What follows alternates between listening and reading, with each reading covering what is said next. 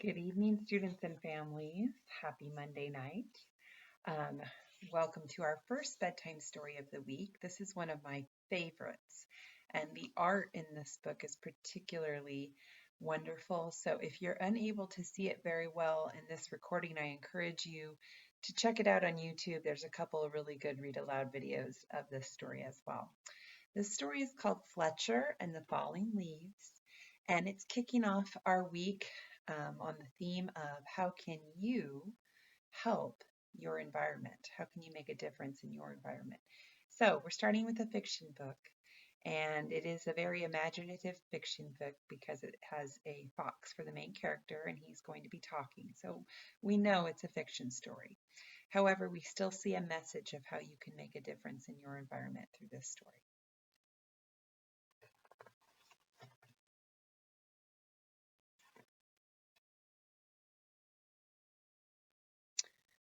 The world was changing. Each morning when Fletcher bounded out of the den, everything seemed just a little bit different. The rich green of the forest was turning to a dusty gold, and the soft, swishing sound of summer was fading to a crinkly whisper. Fletcher's favorite tree looked dull, dry, and brown. Fletcher was beginning to get worried.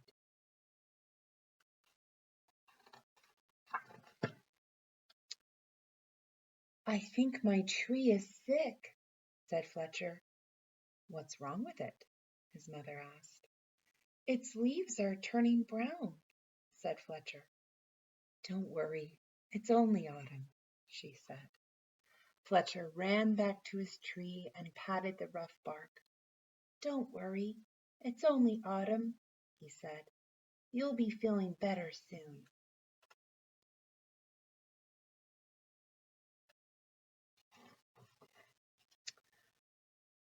But the tree didn't get better. Each day more leaves turned brown. One morning the wind blew a small brown leaf off of a branch. Fletcher jumped up and caught it very gently with his paw.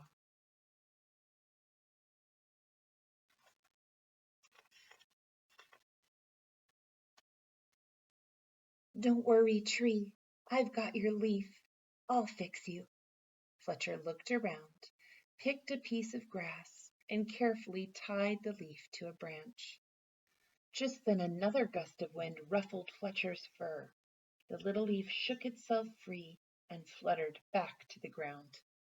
Fletcher picked it up again and thought very hard. Then he poked the leaf onto a twig and pushed it down firmly. "Now, you hold tight," said Fletcher. "No more flying around." The little leaf gave a tiny rustle in reply.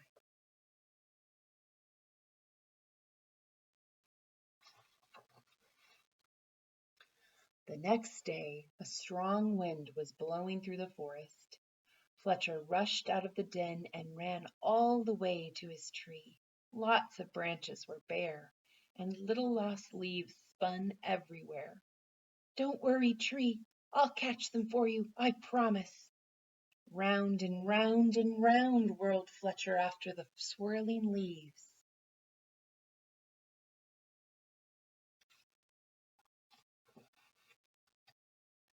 "Leaves! Wonderful! Just what I need for my nest," said a squirrel.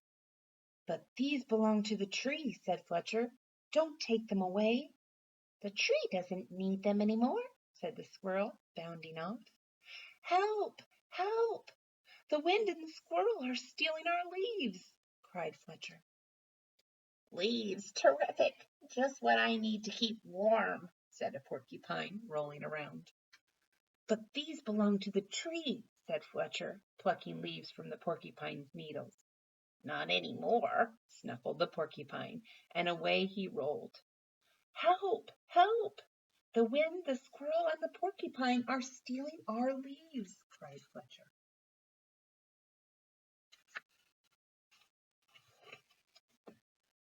Suddenly a flock of friendly birds swooped down from the sky. They picked up the leaves in their beaks and poked them onto the tree's branches. Soon the tree was leafy again, and Fletcher flopped down and smiled. "Thank you, birds, thank you," he gasped, as the birds fluttered away. He looked up through the leaves at the sky and drifted off to sleep.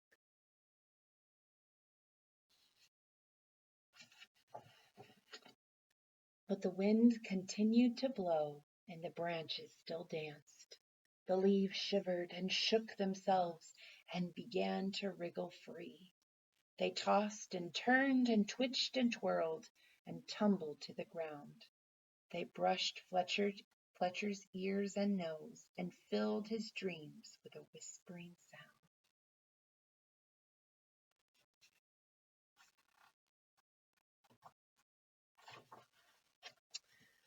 When Fletcher finally woke up, he couldn't believe his eyes.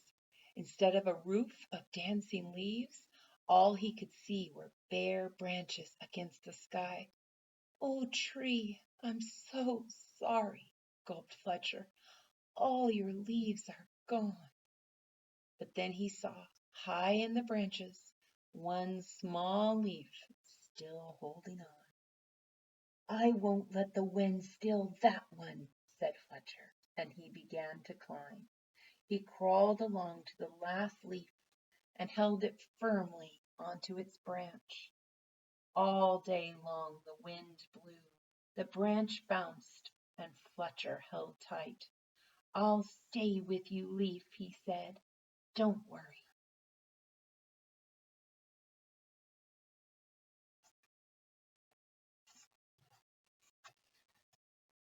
But then, with a sudden whoosh of wind, the branch bounced high. With a plip, the leaf let go and fluttered like a little flag clutched in Fletcher's paw.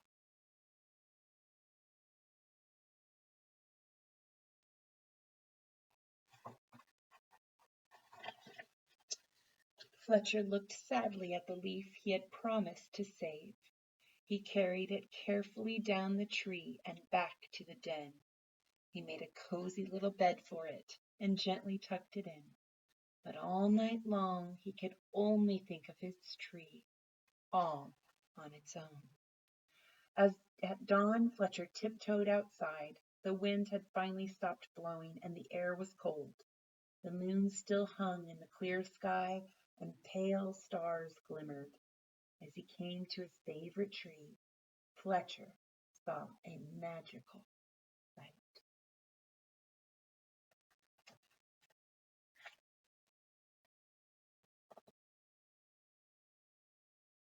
The tree was hung with 1,000 icicles, shining silver in the early light.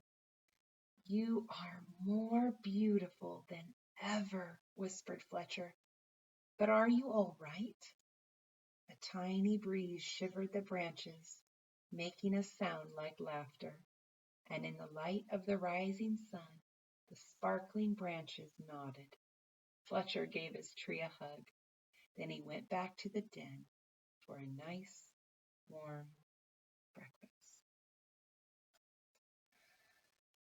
So that was Fletcher and the falling leaves. And Fletcher appreciates the tree, which is a part of his environment, the nature that surrounds him. And he appreciates it by observing it every single day, by appreciating it. And he learns to appreciate it in every season, even though he doesn't know what to expect and he thinks that the tree's in danger. He learns to appreciate the tree even in wintertime. And protecting and caring for your environment begins with learning to appreciate your environment. And that begins with observing your environment. So for your journal, maybe do this tomorrow morning. Go out and find something, go in your backyard or watch from your window, go off on your front porch possibly, and look at something, either a tree or maybe look up close at a flower or a plant of some kind, and see if you can do a really up close sketch of it, a drawing with as much detail as possible. Put some love into your drawing. Just as if you were Fletcher and you're noticing all of it because you care about it. All right, students. Well, I'm looking forward to continuing this discussion tomorrow. And hopefully, after listening to this video, you will be able to take the AR quiz on this book, Fletcher and the Falling Leaves. See you soon. Bye.